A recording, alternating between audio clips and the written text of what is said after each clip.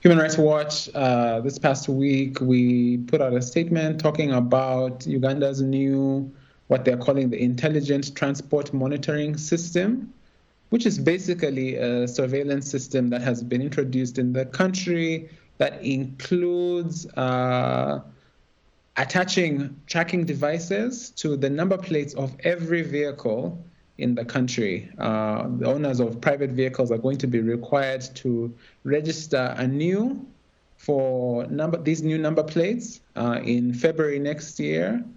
That is going to allow the government to track their location in real time at all times. That's scary for a lot of people, especially people who own private cars. If these were government cars, I would say sure. But you're looking at invasion of privacy here. Absolutely. I mean, I think that it poses several risks to the restriction of people's right to privacy.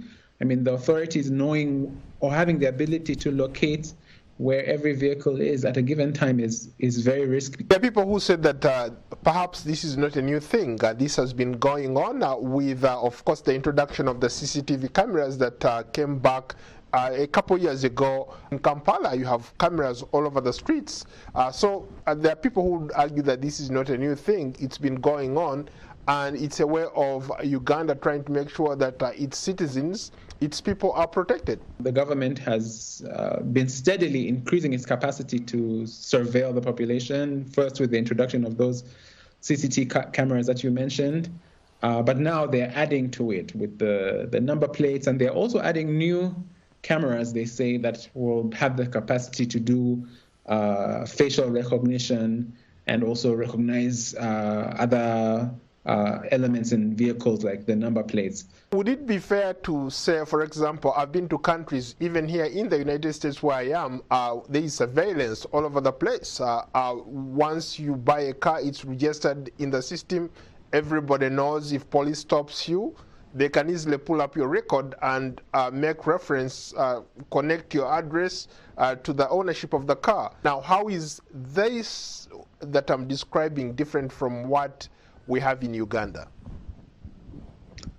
Yeah, it's true. Most countries in the world surveil people in some way or the other. And the difference in this particular case is that Uganda is taking it a step further by adding these tracking devices. There's no other country in the world that has the capacity to track every single vehicle in the country. It's important when we talk about surveillance to remember that the right to privacy is a right, of course, that like most rights can be inhibited in some way, but it has to be done in a way when it is strictly necessary, or alternatively where the surveillance matches the issue, the risk that is trying to be addressed. In this particular case, that doesn't apply.